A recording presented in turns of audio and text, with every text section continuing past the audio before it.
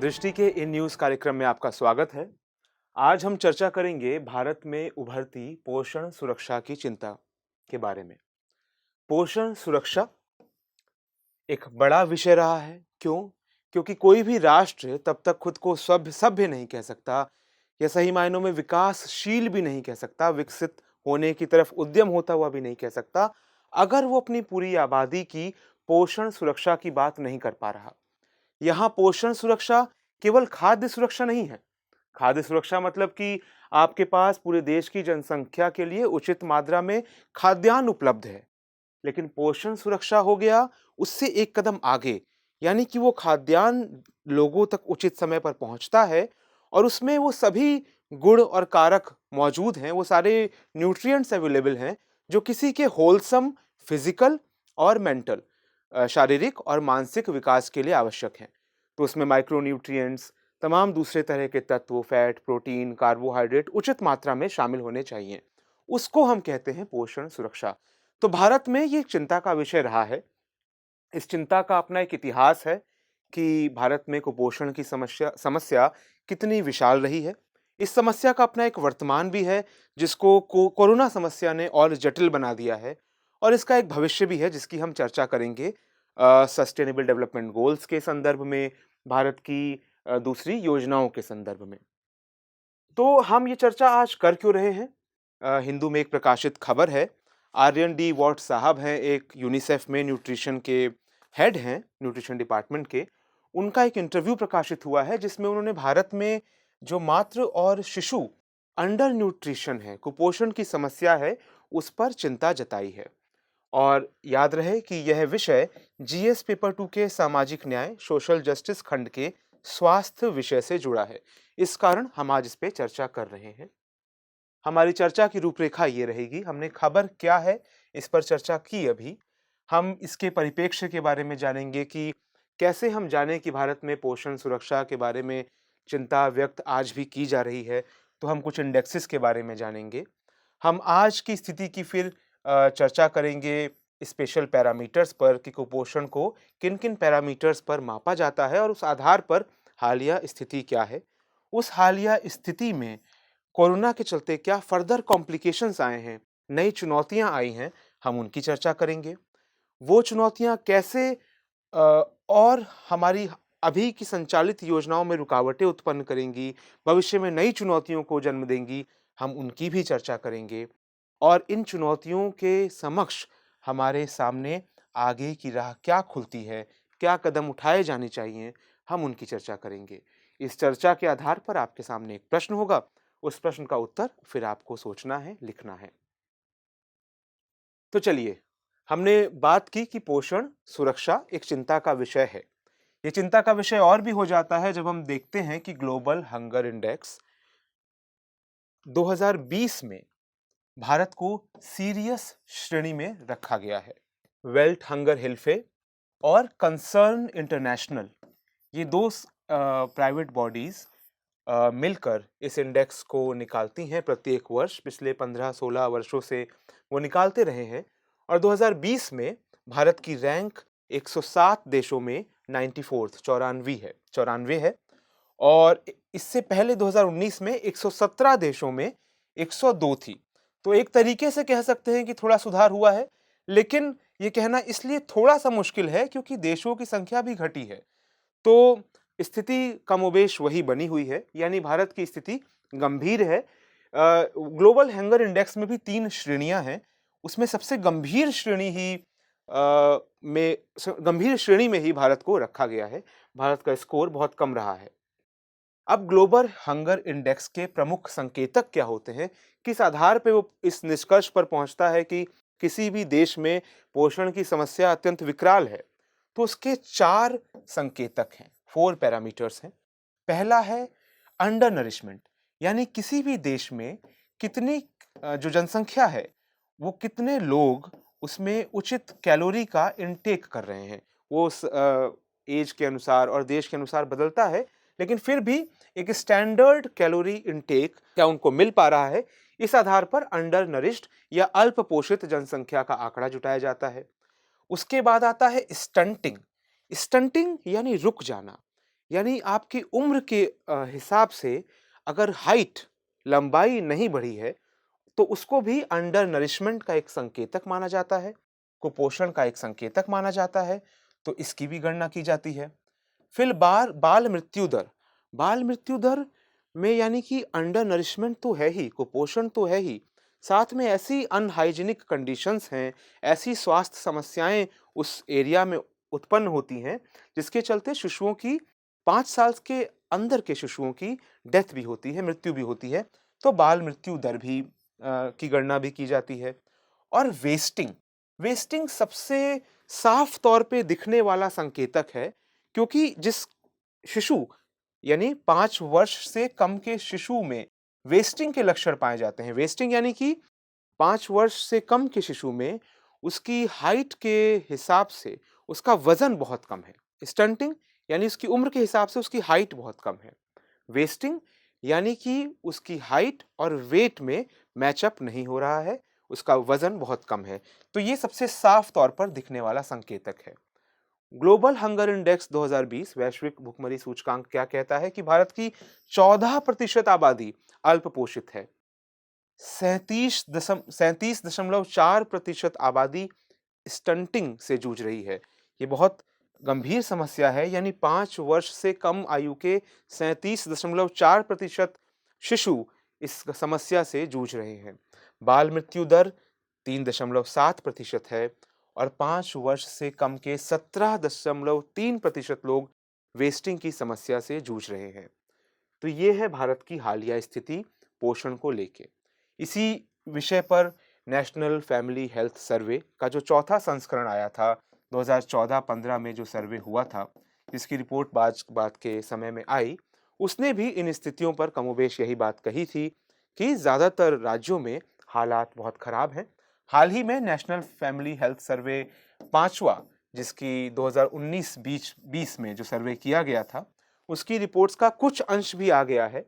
उसमें भी कहा गया है कि जो बाल मृत्यु दर है, इसमें तो हम सुधार कर रहे हैं, लेकिन अधिकतर दूसरे पैमानों पर हम सुधार नहीं कर पा रहे हैं। इस रिपोर्ट का एक बड़ा हिस्सा अभी भी प्रकाशित होना बाकी है। इस सब स्थिति में जो हमने देखा ऑलरेडी काफी विकराल है, इसमें कोरोना ने कई नई चुनौतियां जोड़ दी हैं। कोरोना काल में सबसे पहले तो ये हुआ कि लोगों की खरीद क्षमता पर असर पड़ा, नौकरियां छूटी, दूसरी तरह की समस्याएं उत्पन्न हुई और लोगों की खरीद क्षमता गिरती गई। इसके अलावा क्योंकि फूड सप्लाई चेन और तमाम तरह की सप्लाई चेन्स बाधित हुई, तो सप्लाई चेन्स के बाधित होने के चलते कीमतों में बहुत उछाल आया। तो इसने समस्या को और विकराल किया। कीमतें बढ़ी तो दूसरी समस्या वो आई। इसके अलावा हमने देखा कि सरकारी लेवल पर भी जो तमाम योजनाएं चल रही थी, जो तमाम सरकारी योजनाएं थी,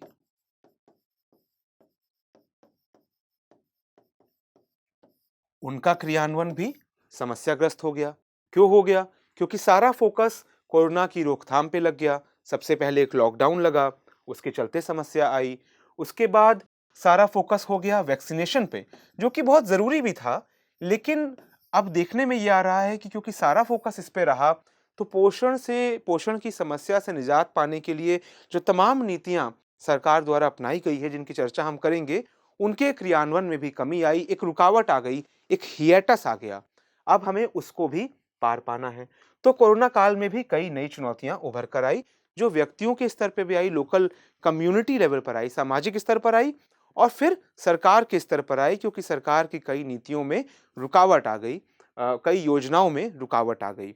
इसके अलावा एक बड़ी समस्या ये भी आई है, फंडिंग की समस्या, क्योंकि हर राष्ट्र ने कोरोना के से जूझने के लिए डेफिसिट फाइनेंसिंग की, बहुत व्यय करने की कोशिश की गई सरकारों द्वारा, ताकि इकोनॉमी चलती रह सके।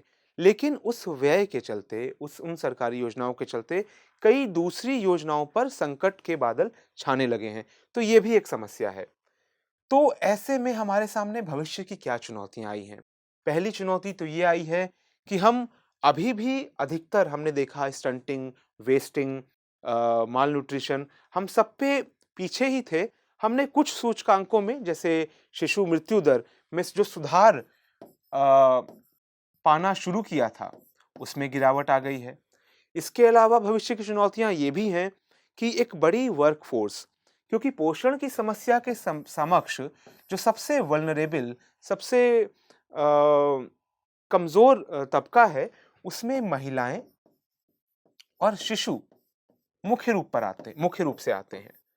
अब कोरोना काल में ये भी देखा गया कि कई लोगों की नौकरियां छूटी और इसका डिस्प्रपोर्शनेट असर, ज्यादा असर महिलाओं पे पड़ा। जो कई महिलाएं अपने काम से दूर हो चुकी हैं, वापस जा चुकी हैं, आने वाली स्थितियां तय करेंगी कि उनमें से कितने लोग वापस अपने वर्क प्लेस पे लौटते हैं। तो एक वो समस्या हो गया। इसका असर भी महिलाओं की स्वतंत्रता, उसके बाद महिलाओं के पोषण और शिशुओं के पोषण पर भी पड़ेगा। तो ये भी एक भविष्य की चुनौती है कि आने वाली क्या ऐसी नीतियां हम बना पाएंगे कि वो विकास जो हम चाह रहे थे, वो तो वहां तक पहुंचना तो आगे की बात है, जहां तक हम पहुंचे थे उसी स्थिति को भी क्या हम वापस प्राप्त कर पाएंगे। तो इस प्रकार की भविष्य की चुनौतियां हमारे सामने हैं। तो बात होती है कि आगे की राह ऐसे में क्या हो? तो आगे की राह के पहले हमें ये जान लेना चाहिए कि कई तरह की स्कीम्स एंड पॉलिसीज सरकार द्वारा चलाई गई हैं, ताकि भारत को पोषण सुरक्षा, भारत की जनसंख्या को पोषण सुरक्षा दी जा सके, मुहैया कराई जा सके। इसके लिए एक अभियान तो पोषण अभियान 2018 में ही शुरू किया गया था। 2021-22 के बजट में पोषण अभियान 2.0 की भी बात हुई। पोषण अभियान 2.0 में पोषण अभियान से आगे बढ़कर सोशल और बिहेवियरल, सामाजिक बिहेवियर में बदलाव लाने की बात हुई, जिससे कि पोषण सुरक्षा इंश्योर की जा सके, उस पर बातचीत हो सके, अवेयरनेस फैलाई जा सके। पोषण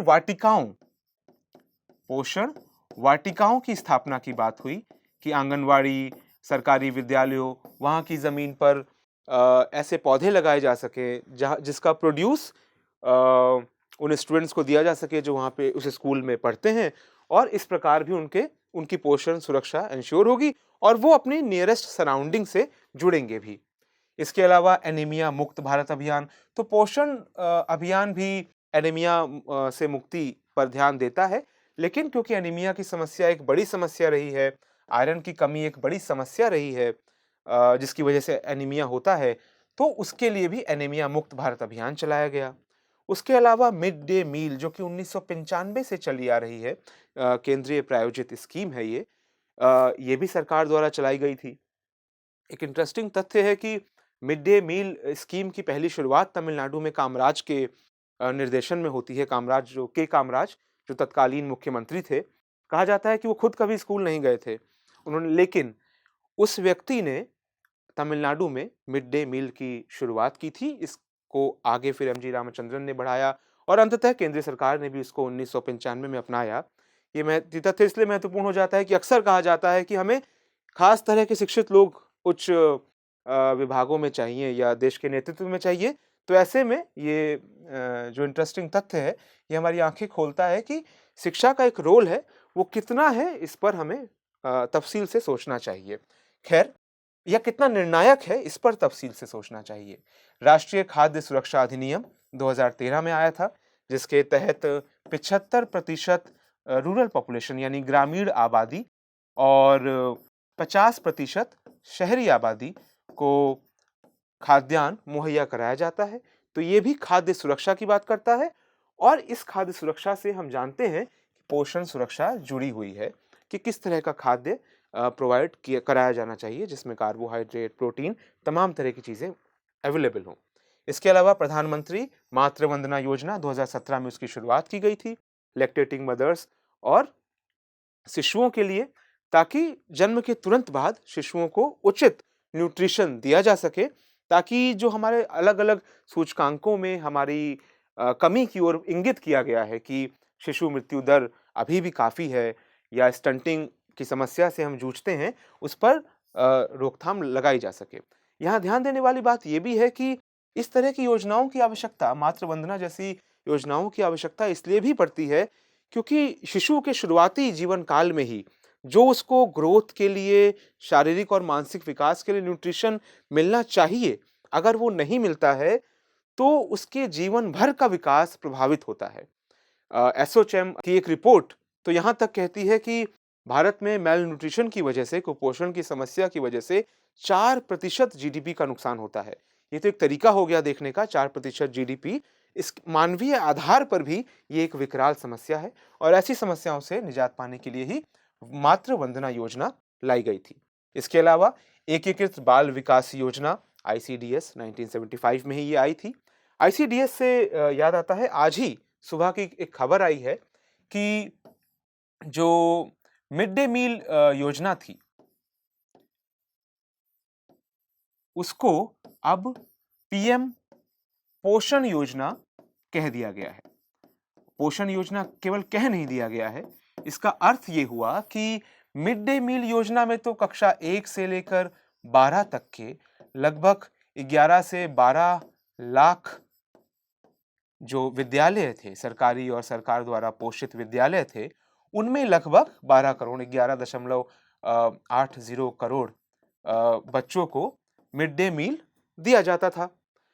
पीएम पोषण योजना से बदलाव ये आया है कि इसी स्कीम में अब आईसीडीएस को जोड़ दिया गया है। आईसीडीएस जिसकी हमने चर्चा की पीछे, यानी कि प्री प्राइमरी लेवल से पे भी जो बच्चे हैं, यानी कि यहाँ पर तो कक्षा 1 से थे, यानी 6 साल से ऊपर वाले बच्चे थे, 6 साल से कम वाले बच्चों को भी जो सरकारी विद्यालयों या सरकार द्वारा पोषित विद्यालयों में पढ़ रहे हैं, उनको भी मिड डे मील योजना में जोड़ दिया गया है।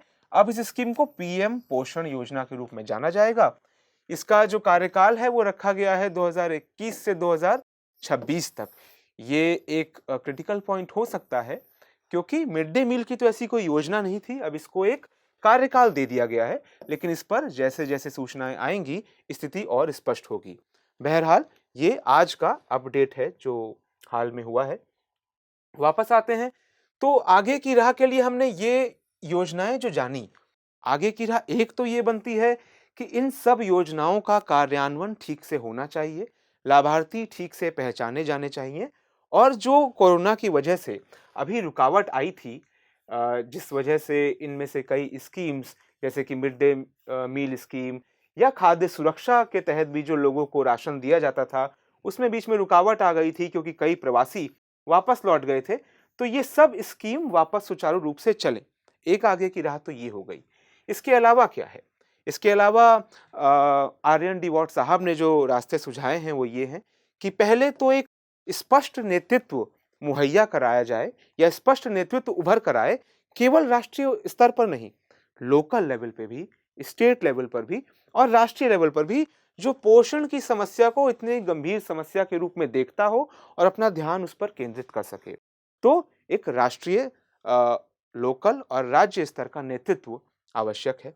इसके अलावा ये इंश्योर किया जाए कि जितनी भी योजनाएं हैं, उनका जो कवरेज है वो ठीक प्रकार से हो रहा है, यानी वो सभी लाभार्थियों को ठीक रूप से कवर कर पा रही हैं।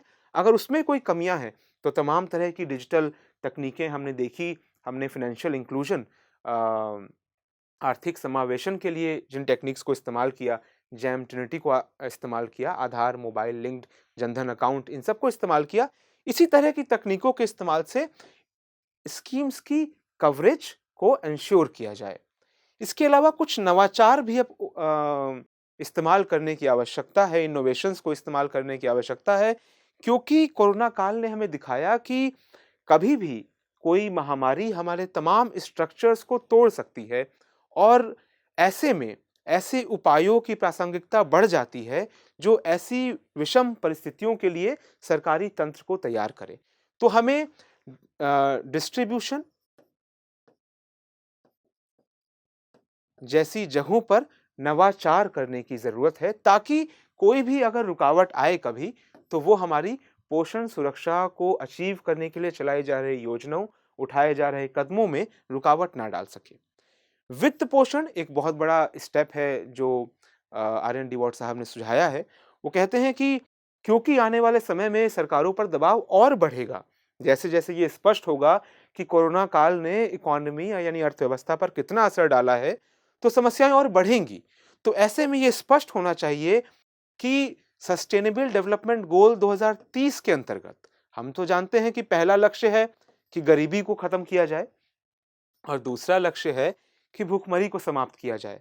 तो अगर ये लक्ष्य स्पष्ट हैं और अगर हमें इनको पाना है, तो ऐसी योजनाओं के वित्त पोषण में कोई कमी नहीं की जानी चाहिए। और अंतिम बात वो कहते हैं कि पोषण को विकास के एक महत्वपूर्ण सूचक के रूप में जो मान्यता मिल रही है, उस मान्यता को हमें प्रासंगिकता देनी चाहिए, उस मान्यता को हमें भी, माफ कीजिएगा, हमें भी अपनाना चाहिए। क्योंकि कई बार विकास का मतलब सूचकांक हो जाता है या विकास का मतलब फलाना ट्रिलियन डॉलर इकोनॉमी हो जाता है। वो सब महत्वपूर्ण सूचकांक हो सकते हैं, लेकिन पोषण एक बहुत महत्वपूर्ण सूचकांक है। ये हमारी नजरों से ओझल नहीं होना चाहिए, ऐसा आर्यन डिवॉर्ट साहब कहते हैं, जो यूनिसेफ में न्यूट्रिशन के हेड हैं। तो इसी के साथ हमने इस विषय पर चर्चा तो पूरी कर ली। अब विषय पर हम आपको एक सवाल देते हैं।